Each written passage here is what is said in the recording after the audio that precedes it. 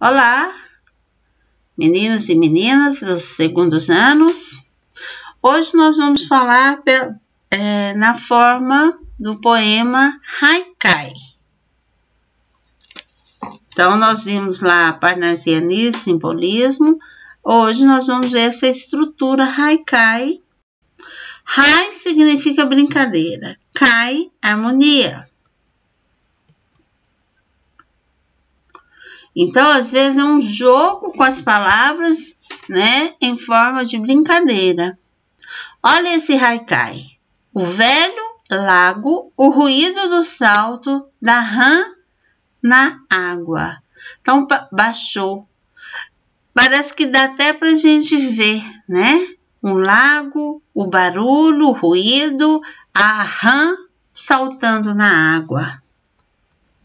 De origem japonesa, o Haikai também conhecido como Hokku, Haikai ou Haiku. É uma breve composição poética que tem raízes nas profundas relações do homem com a natureza. Esta arte obedece a uma forma estrutural de 17 sílabas poéticas ou fonemas, sons, distribuídos em 3 versos. O fundamento filosófico do Haikai possui bases budistas, conceituando que neste mundo em que estamos tudo é transitório, tudo é passageiro, tudo é fugaz. Somos parte da natureza, sujeitos e feitos de mudanças contínuas, assim como as estações, outono, inverno, primavera e verão. Quer dizer que é um constante mudar, uma constante girar. O mundo não está estacionário, né? Nem as nossas vidas. Sobre o Haikai. Haikai é um poema de origem japonesa que chegou ao Brasil no século XX. Sua origem está vinculada a uma poesia tradicional japonesa encadeada, chamada Renga. O Renga era uma espécie de desafio elegante no qual os poetas compunham estrofes uma após a outra. Aqui no Brasil nós não temos os repentistas, o repente, que vai compondo uma atrás da outra, tal, só que é uma maneira informal. O Renga já era mais elitizado, né? E o Haikai é o nome que recebe essa prática exercida de modo menos formal, como o nosso repente, né? De uma forma menos formal. No Japão e na maioria dos países do mundo é conhecido como haiku. Os principais representantes japoneses são Basho, Buzun, Issa e Shiki. Esse tipo de poesia chega ao Brasil no final do século XIX, sendo apresentada à elite intelectual da época por meio dos relatos de viagens de autores franceses. Então, foram os franceses que trouxeram para o Brasil. Este é o Matsu Basho, é o maior representante do Haikai, né? E olha um Haikai dele. Ao sol da manhã, uma gota de orvalho, precioso diamante. O tanto que é conciso, o que é conciso? Enxuto, pequeno, com poucas palavras, mas parece que dá para visualizar o que ele está retratando. No Brasil, se torna popular a partir de 1970, com a produção de Paulo Leminski, né? E esse é o Paulo Leminski, e aqui o poema dele, que é famoso, esse estrela cadente aqui, ó. A estrela cadente me caiu ainda quente na palma da mão, né? Também dá, parece que para sentir o que ele está expondo. Milor Fernandes, o estilo dele já era muito humor, né? Então ele usava o Haikai com humor. Probleminhas terrenos. Quem vive mais, morre menos.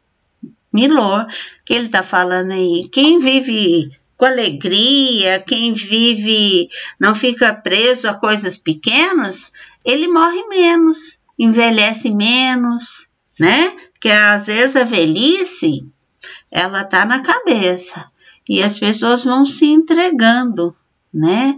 Quando não se vive bem.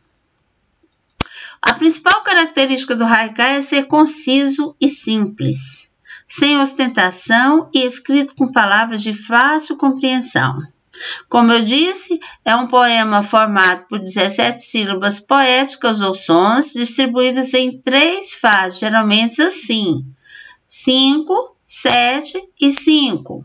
A sílaba poética, se vocês não estão lembrados, é a menor parte de qualquer frase pronunciada.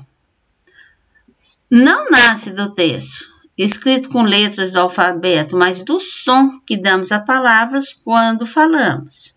Por isso, para identificar as sílabas poéticas, é preciso ler o texto em voz alta e vai dando aquela musicalidade. Você conta a partir dos sons e não a partir das sílabas por escrito, tá? No haikai não há rima, nem título. Ele costuma apresentar 2 partes que se contrapõem. A primeira frase pode apresentar uma ideia de oposição ao conjunto formado pela segunda e terceira frase, ou ainda as 2 primeiras frases ter um elemento de contraposição à terceira. Olhe bem, os grilos cantam apenas do meu lado esquerdo, estou ficando velho. As 2 primeiras contrapôs a terceira. Esse haikai é do Paulo Franchetti. Olha a do Teruko Oda. Pousa a borboleta. O delicado inclinar-se do capim florido. Já a primeira contrapôs as 2 últimas, né? Você pensa na borboleta, o capim inclinado, florido e ela pousando ali, né? Não dá para perceber, assim, a gente visualizar? E olha o tanto que é conciso, o tanto que é enxuto o haikai. Se tivéssemos em sala, nós íamos produzir haikais. Bem, vamos ver aqui essa atividade. Sobre as características do haikai, é incorreto afirmar. Letra A. Pequeno poema japonês de forma fixa, constituído por 17 sílabas distribuídas em 3 versos sem rima. Correto. A letra A, então, está correta, é a característica do haikai. Letra B. Geralmente focaliza um aspecto da natureza ou do cotidiano. Está correto. Eu não falei que é uma relação do homem com a natureza, né? Letra C. Faz referência aos sentimentos e sensações de um eu lírico. Sim, o eu lírico, que é o eu poético, ele coloca seus sentimentos, suas sensações, né? Letra D. A economia da linguagem, que é marcada pela precisão e objetividade, é sua maior característica. Verdade. Ela tem uma economia, é enxuto, tem uma precisão e objetividade e é uma das suas maiores características. Letra E. Poema de forma fixa, composto por 14 versos, divididos em tercetos e quartetos, de forma alguma. Então, a letra E é a incorreta.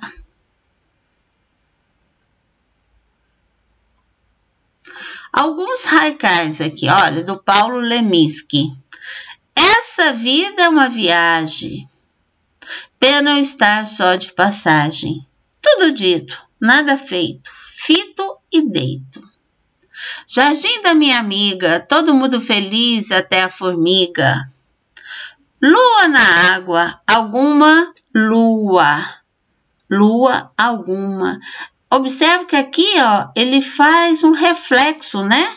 Na água. Ele faz um reflexo na água. Ó, das letras. Bem, pessoal, isso alguns conceitos, características do haikai. Você tem aí as questões de 5 a 10, alguns poemas haikai para você interpretar.